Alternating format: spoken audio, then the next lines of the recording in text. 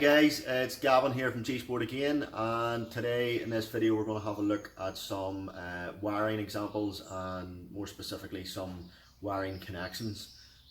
Now some of you may have seen my previous video before.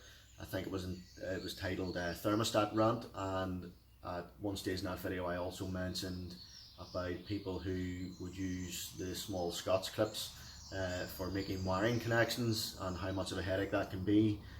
Both for that person and for the next people coming behind them and this sort of thing, because they're really very poor. So I thought I had better make a video and show a couple of examples of some decent wiring connections.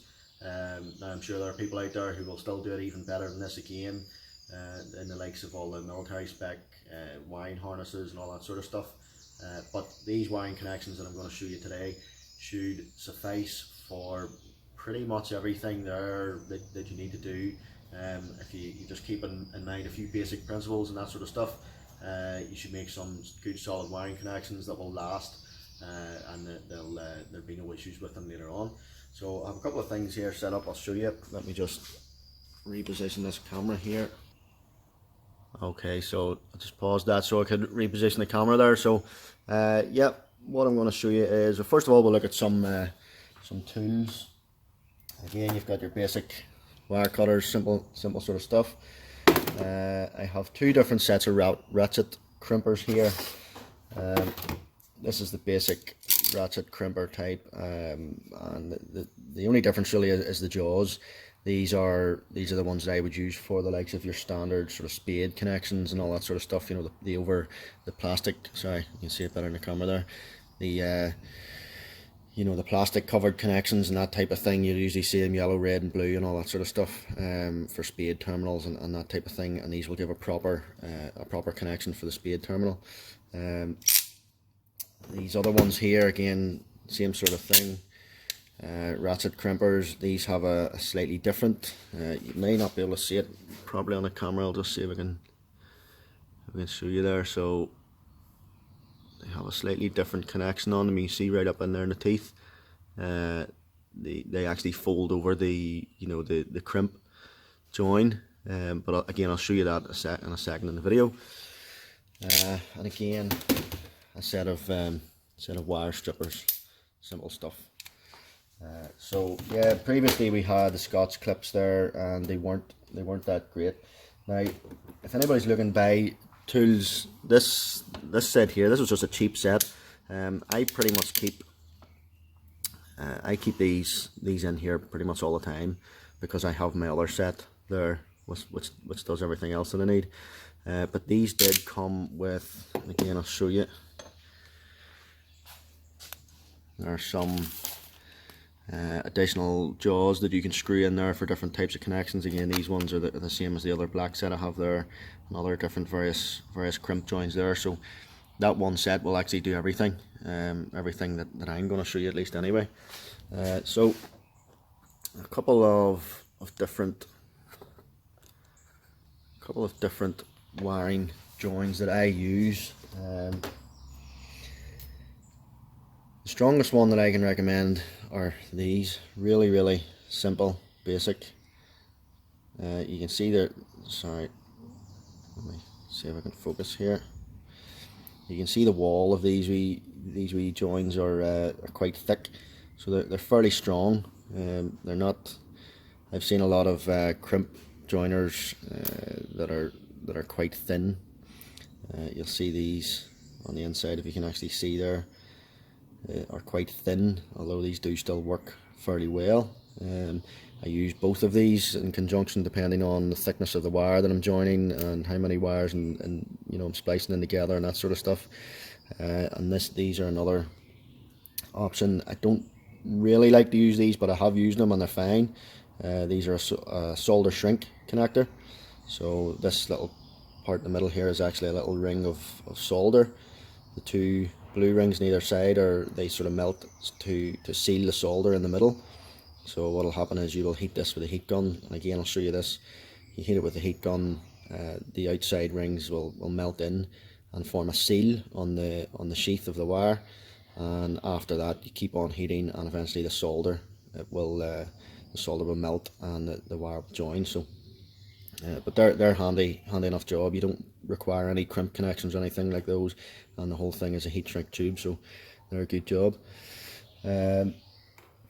So I'll just do an example here. Sorry, the other one I wanted to show you there was these little terminals, and these are just again, they're for connectors. I traditionally put these into the likes of the mini 2-timer connectors, which is this sort of thing. So you'll see these connectors going on to injectors, IAT sensors, all sorts of different sensors and bits and bobs. You'll see these going on, and these can come with 2 pins right up to quite a lot of pins, you know, 3 pins, 4 pins, 5 pins and so on, depending on the application. Obviously the boot is removable there. So your crimp connector, you know, the wire gets crimped on, slots in here, there's a wee rubber seal goes around it, and that's pretty much it. The likes of the super seal connectors, they're the same job as this as well. So I'll just show you a couple of the connections anyway, bear with me again. So I have a couple of different gauges of wire here, so I'll just pretty much, I don't know if you can see, so I'll cut this, got a couple of pieces. These are strippers. Now again, the strippers, usually you need to be cut, sorry, again I'm doing things out of the camera. So of course you need to see how far through you want to strip the end. A good guide is just, and there used to actually be a small guide here that you used to be able to set and just keep it flush there. So that's pretty much just keep things flush to this edge, which will do most applications. So for this one I know that's going to be right, so we'll strip that off. We'll give the wire a little twist. I'll go over to these boyos here. Now again, you'll see, you'll see about halfway along that there's a little indent. That's actually to stop you pushing the wire right the way through the other side of the terminal when you're putting it in. So I use that, set it in, and that's pretty much, sorry, try and focus again.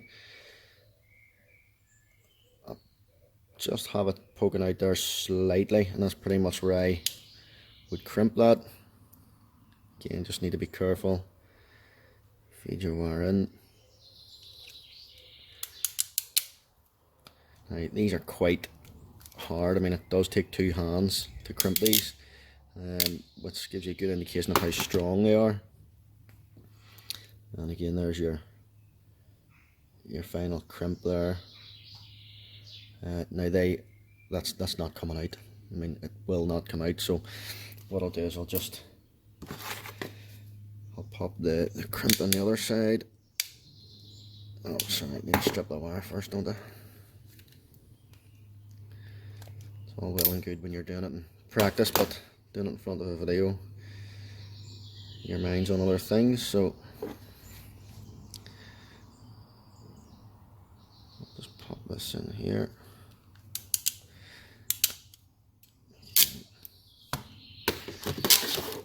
So that's our crimp join there. Trust me, that wire is not coming out of there. Much stronger than, well, it's probably the strongest connection we're going to do here is that one. Again, because you have a bare wire here, of course, a little bit of heat shrink, which is the only thing. Now in practice, when you're doing this, you will have already popped the heat shrink over the wire before you join the wire, because obviously if the wire is, you know, feeding into a loom at each end, you're not going to be able to slide that over. But because of the purposes of the video, I can slide that over afterwards. But just remember to always pop the heat shrink over the wire first. We get the heat gun, and one thing just about heat shrink is you can't have too much heat. So I use the heat gun. I know you can use a lighter and all that sort of thing, but just a simple point is when you're using a heat gun, or sorry, when you're using heat shrink, is position your heat shrink properly and start from one end. So start from one end and move to the other end.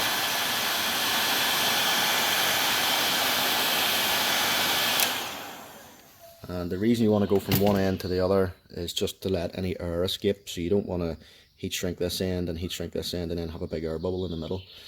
Depending on, you know, there's obviously a bit of play there. That heat shrink was probably too big. It's quite a thin gauge of wire, but depending on that, if it does seal onto the wire, you could get a big air bubble in the middle there, and it just won't seal down correctly. So yeah, I mean, that's a good enough join there. That's not coming out. That's fairly neat and tidy. It's not big and bulky. That's what I would use 95% of the time. The only reason I wouldn't use it is if I have to use a thicker gauge of wire. Obviously you can get thicker crimps and all that sort of stuff, but it can become a bit more fiddly then. So the next one are these, what they call heat shrink connectors, which is basically the same thing, although they come as they are in the picture. So they're pre-made, and there's a little crimp joint in here, and this blue sheath here is actually, it's heat shrink as well.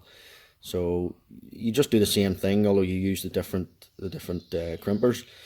Now I would use these traditionally if I'm using a slightly bigger gauge of wire, or if a couple of wires get in. This heat shrink here is much thicker. It's you know, it's more sort of like hard plastic rather than sort of soft stuff like that.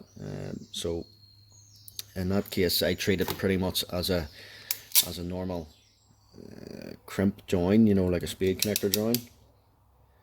So again, sorry, can you see that? So you can just see the mark in the middle of the, just in there in the middle of the crimp. So that's where I'm going to crimp that. So we'll use the next gauge of wire up then.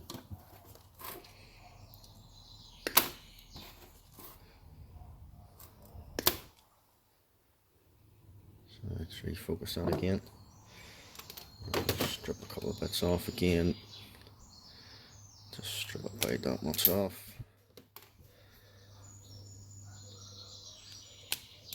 So for the next one, give it a little twist.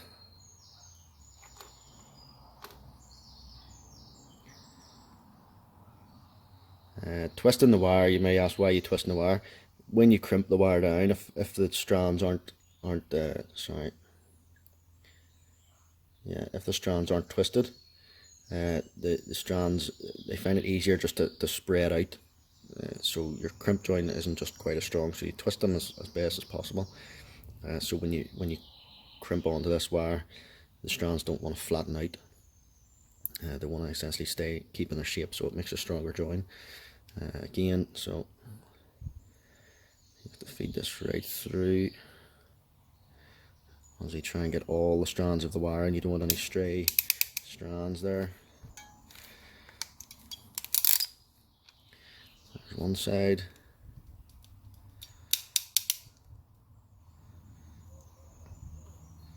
And that's twisted already. So I'll go on the other side.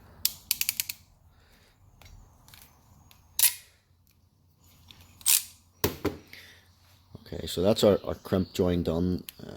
That again is not coming out. It won't be just quite as strong as the other one, but it's still plenty strong enough. You need to have some serious force to be able to pull these apart. You'd actually probably damage the wire before you would ever, you know, break this join here. So again, this heat shrink takes a bit more heat just because it is that bit thicker. So, but same again.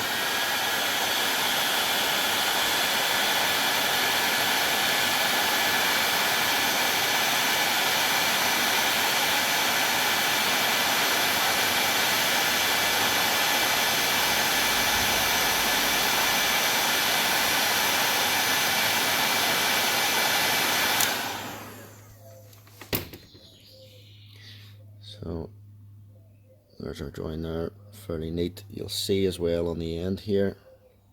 Let me just focus again.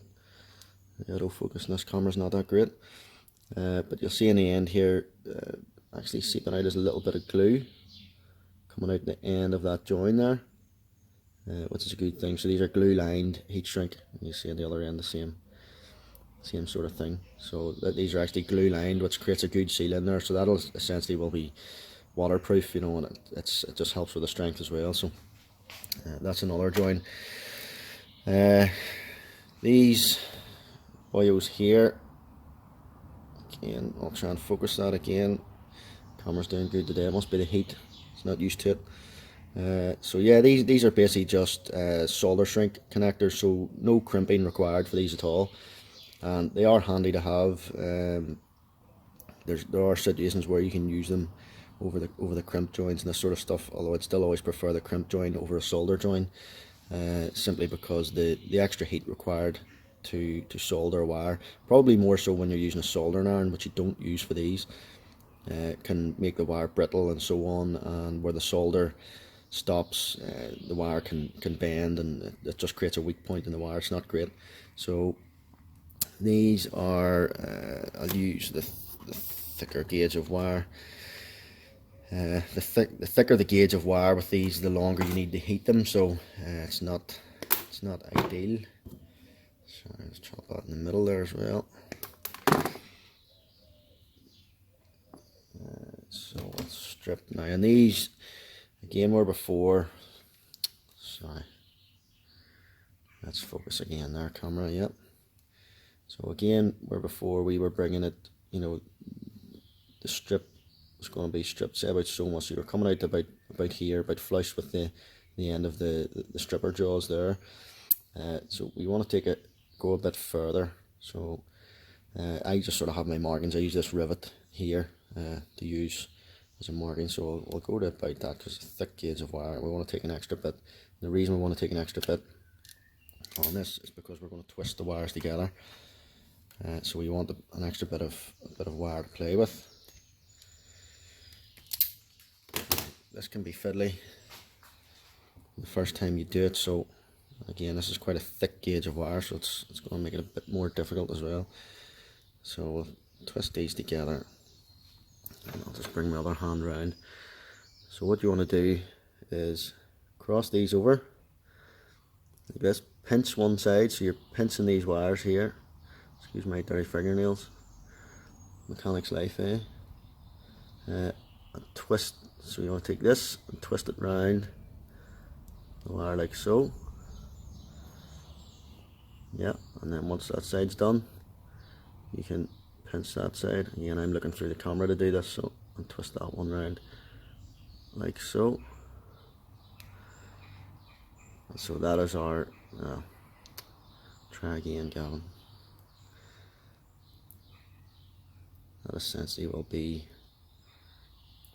our sort of join there. So we'll take our solder shrink, and you may notice the camera there, the solder shrink is actually slightly wider on one end than it is on the other, so the right hand side end will be slightly wider and this end is slightly thinner. So we'll just use that to feed over the join. Again, if we can get a little bit of twist in that. Oh, we've got a stray wire. Again, a bit more difficult with the thicker gauge of wire.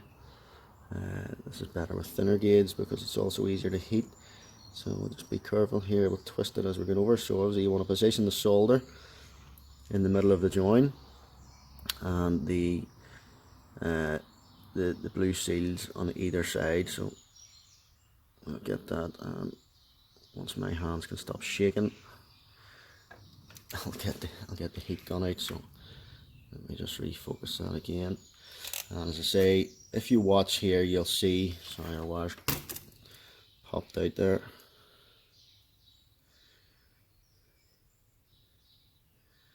Yeah, so if you watch here, what you'll see is the two seals on the outside, they will melt, and generally the whole heat shrink will melt, and only after that melts you'll then see that I'll keep heating it, and the solder in the middle should melt, and that should be our join.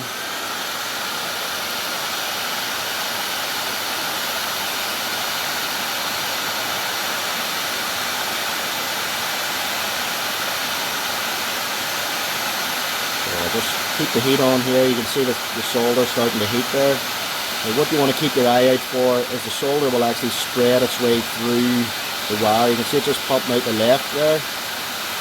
And you can see the solder starting to spread throughout the join. So once you see that, you can see it there pop out either side. You know that solder has. So you know that solder has now flowed completely through that join, more or less, at least plenty enough to keep it going. It's it's still quite hot there, and that is essentially the join. So you do need to let these cool for a bit, because you need to allow time for the solder to cool down and that sort of stuff before you start tugging on them and that type of thing. But even now, it's not, I'm trying to pull it, it's not going to come apart, not a chance. So yeah, that's still a decent enough join there. You can see, if the camera will focus again, where we're at, and again that will be a waterproof join. So it's flexible enough. Obviously the part in the middle with the solder in it isn't going to be flexible, no different than the crimp join, but you do have the added benefit of this heat shrink on the outside to try and stop any flexible, any sort of pressure points in here. What would usually happen is where you would have a solder join, it would start to go like this, and you would get one point where it would start to crimp, flex and flex and flex. But with the additional heat shrink over the top, it tries to, creates more. You can see there, if I bend that, the inner part is resistant to bend. So that should last fine. I mean, it should be okay. There should be no problem with that. The last join I want to show you is, again, I'll just use a piece of this wire. I'll just use the end of this one again.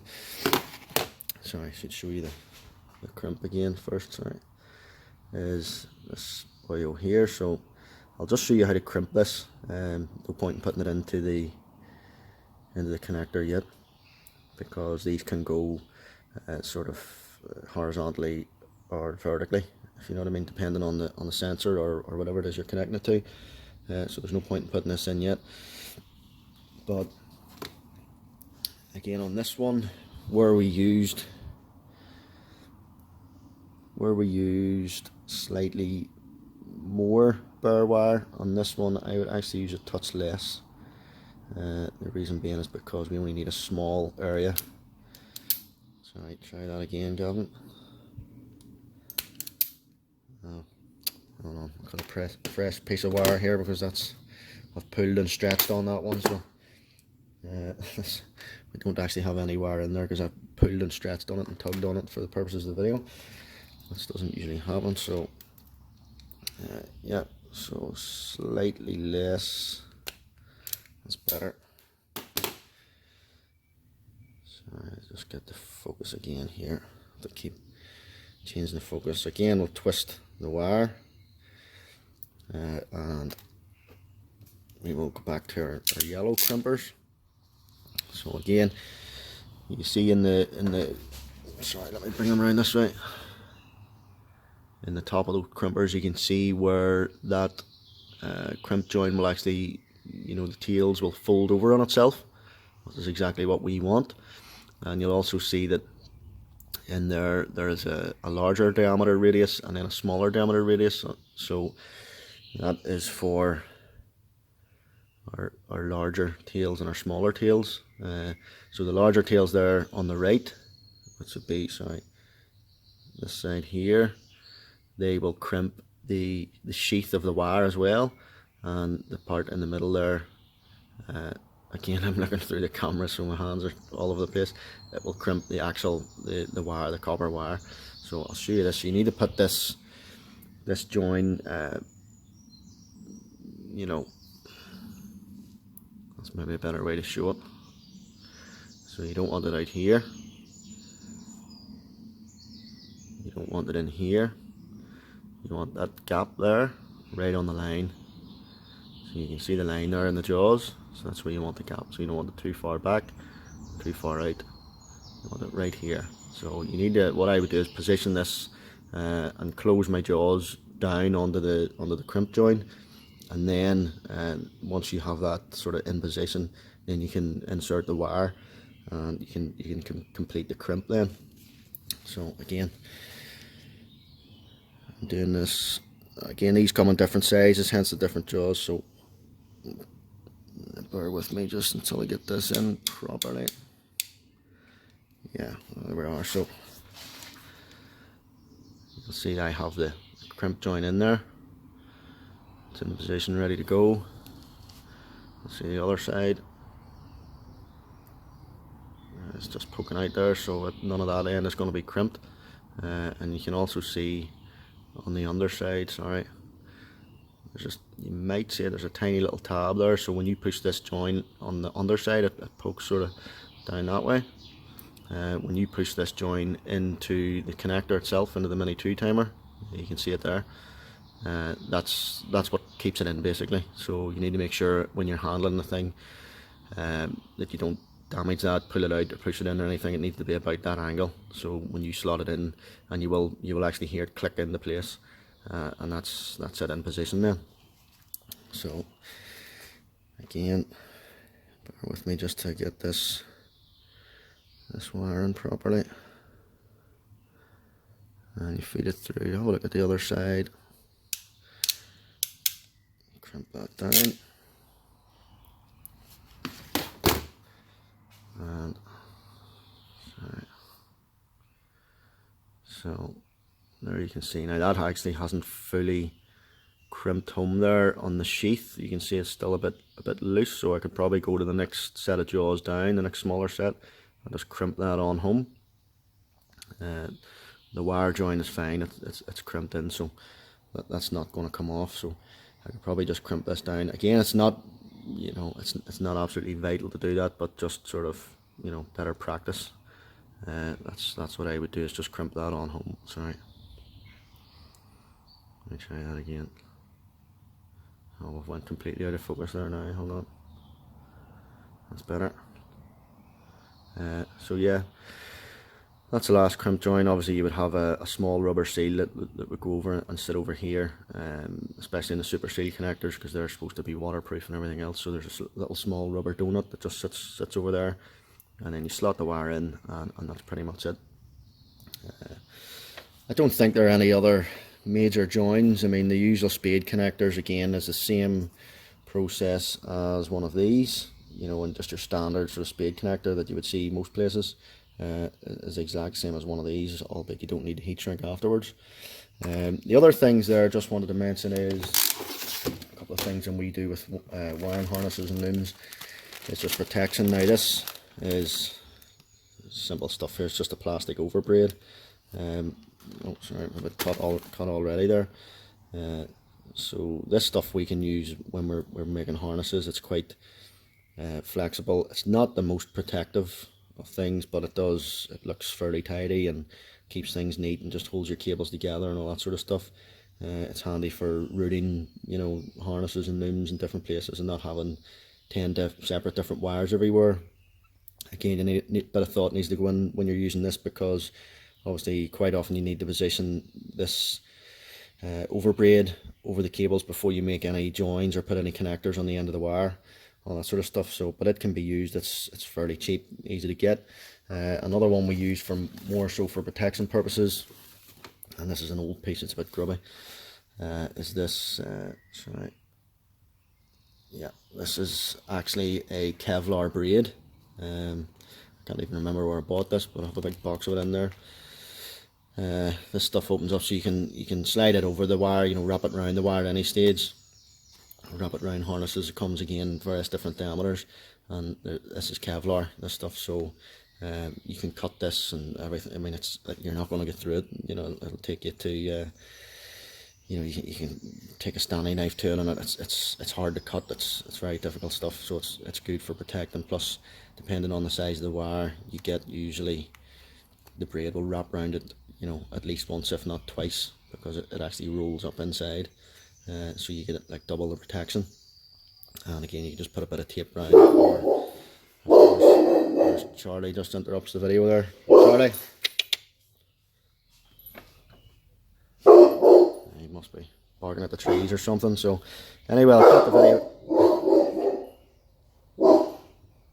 Try again. I'll cut the video short. Again, at the end of this, we would have, you know, a neat cut here, and then we would put a neat cut here, and then we would put a bit of heat shrink over this and join it onto the rest of the harness, and so on. So there you have it. There's a few examples of different wiring connections, just to run them over again briefly there. Charlie! Dog would be the death of me. So yeah, we have our first one, which is the focus again there. So that was the separate crimp, which I believe would be the strongest of the group. Basically, the strongest of the three sort of wire joints would be this, which is the separate crimp. Again, all these crimps can be got. That's this little boyo here. So we can get all these crimps easy enough with a separate piece of heat shrink. The next one we had was the sort of heat shrink crimp, which basically comes with a bit of heat shrink on it. Again, comes in different sizes, colours, all that sort of stuff for the different sizes of wires. The last one is the solder shrink, which doesn't require any crimp, but just uses heat instead and seals the wire and all that sort of stuff. And again, the last one is our connector for crimp join for the likes of the mini 2-timer connectors and super seal connectors and all that sort of stuff, which uses that one. So yeah, thanks for watching. Apologies about Charlie at the end of the video there. He still thinks he sees stuff in the trees, but so keep an eye out for the next video.